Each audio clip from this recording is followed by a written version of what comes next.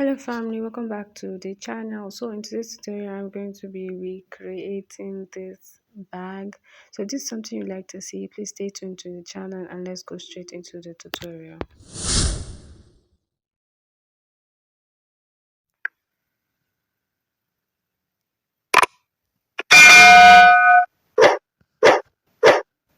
Guys, because I didn't have leather at home, I decided to use an Ankara fabric because they requested video. um I used to make plans for my tutorials before I make them, but this one is just I just had to make it in a rush, and I just decided to just use what I have at home. It's called improvising. So if you are wondering the measurements I am using 12 inches in width. I really didn't know the actual measurement of the bag, but I just used my eye, just gauge am. So I'm using 12 inches for the width and 22 inches, 22.5 inches for the length. The half inches is for the stitching allowance. So what I went ahead and do is to fold the body of the bag into two and cut it out. That's because we want to have that sewn effect on the bottom. So after I cut it out, I went ahead and fold the one part of the fabric into two like this. Then this is just me making some calculations so that I'll be able to get the V shape. So if you fold 12 inches into two, of course you have 6 inches. Now what I'm going to go ahead and do now is I'm going to go ahead and divide that 12 inches into two, which is 3 inches. Please don't mind my measuring tape. It's not correct. So please just use what I am saying rather than what you're saying. So after I divide it, I went out by the open edge by 1 inches. Then I went down by the closed end by 2.5 inches. So I went ahead and just made a slant like this. Made a slant like this. Then I go ahead and make a slant the other way to get to the line.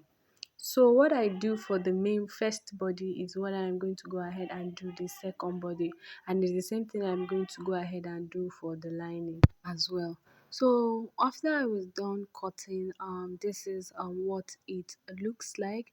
So please make sure you are cutting the lining in excess, like 2 or 3 inches in excess. This is because you are going to be cutting it out where you are going to be attaching your zipper. So this one that I'm holding right here is the nylon fabric, and I am going to be going down from this pointed end by 3.5 inches. We went down by 2.5 inches to get our V. So I am going to add extra 1 inches. So 2.5 inches plus 1 inches is 3.5 inches.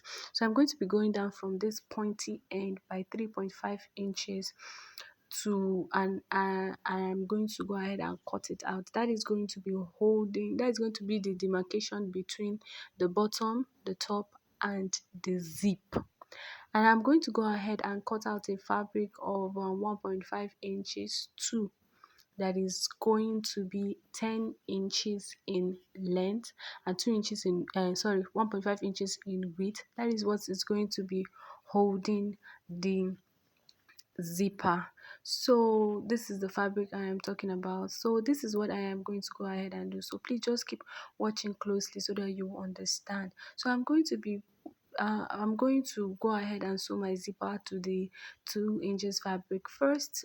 After I sew my zipper, then I will start adding the compartment together. So how I'm going to go ahead and do it, this is how it's going to look like.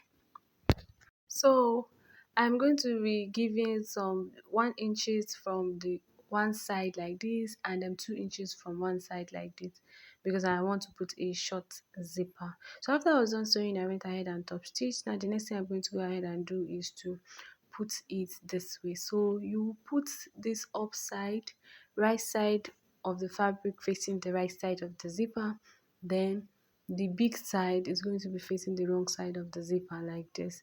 So because I'm using an Ankara fabric, I had to fold it like this so that it will not have rough edges. But if you're not using an Ankara fabric, it's not now. It's not. It's optional. So I'll just go ahead and stitch it out. What I do for one is what I'm going to go ahead for do for the second one.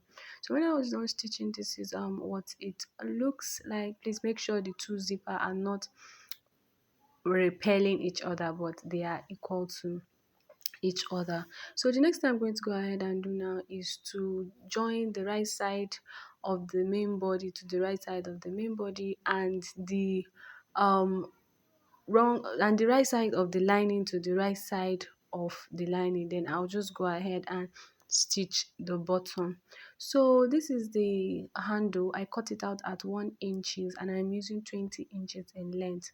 So you could use any measurement of choice, but from what we are creating, the width of the handle is 1 inches. So for that box thing that is on top the handle, now since the handle width is 1 inches, I went ahead and cut out a 2 inches square fabric, a 2 inches fabric in width. Then the length determined by you, so it is a 2 by 3 inches. It is a 2 by 3 inches a rectangle.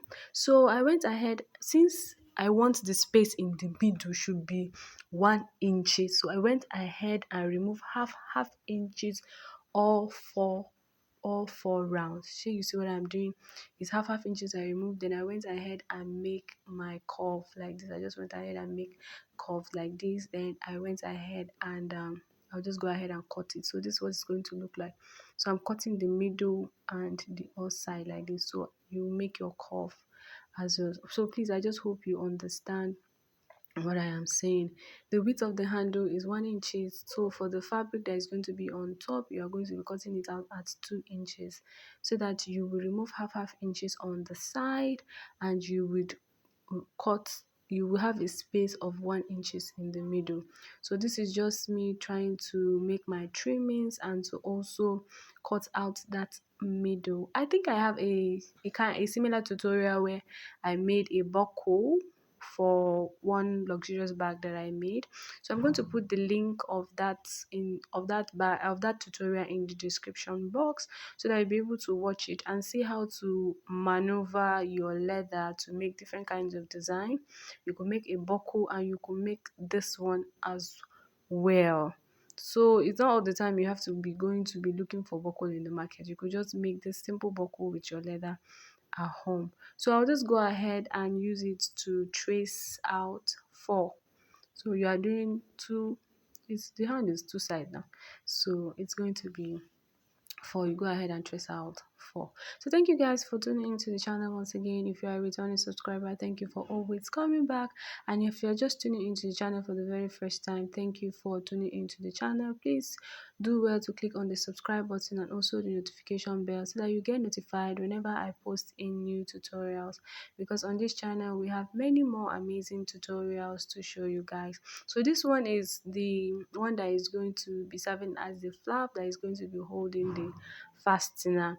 You could use any measurement of your choice, but I used 1.5 inches in width and 5 inches in length. So after I went ahead and sew the bottom and the side of the main body and the lining, this is just me removing my 2 point is 2 point is 2.25 inches.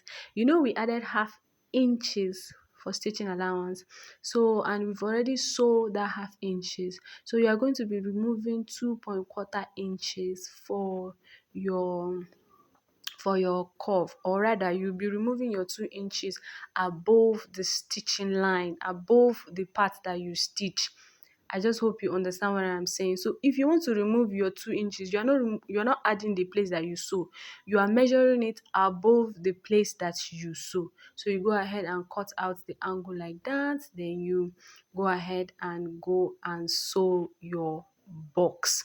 You go ahead and sew your box. So after sewing your box, this is what it looks like. As you can see, our box is already come together. So as you can see, our box has already come together. So you go ahead and turn your bag to the right side. Then you go ahead and wear the lining. You wear the lining to the right side of the main body of the bag. You know, it's the lining that is holding the zipper. So you wear it to the right side of the main body of the bag. So after you're done with that, the next thing to go ahead and do is to start working on the handle. So what I was supposed to use is a rivet. It's called a rivet. In the north here, we call it mijidamata. That's husband and wife. So it has one part is long and the other part is small. So you put it in this your rivet plier and you poke a hole, then you press it. But because I didn't have a rivet machine, sorry, because I didn't have a rivet at home, I didn't have those rivets at home because I don't normally use them. I prefer to use a d-ring or to just sew my bag. So I decided to use a bag stand instead. So bag stand worked perfectly. Bag stand work perfectly. So this is just me arranging the bag nicely, and I am poking my holes so that I'll go ahead and put my bag stand. Please make sure you are starting the handle at the apex, at that pointy edge of the bag. So you go ahead and put two on each, two, two one side, two one side, to the other side, to the other side. And then you go ahead and fix it. If you have your rivet, you just go ahead and use it. So please make sure you take your time so that it will not be bent. So after I put it, this is what it looks like. Now for this extension, you don't sew it, you just put it on top like this and you put gum. You put your iodide on. You use your iodide to hold it together. So after I was done with all the four, this is what it looks like. You can go ahead and sew your flap and put your fastener as well. This is just a practical work. It's as in I'm not using the right materials. So what I did was I just used my iodide to just hold it in place, to just show a practical way of how it's going to look like. And that is just like everything about this tutorial, guys. So I just hope you learned something, and I hope you make your own, and I also hope you're going to share with me so that I'll see how lovely yours look because I know mine look terrible. But I just hope with this illustration and explanation of mine, you'll be able to make an even better bags. Thank you guys for watching, and see you guys in my next one.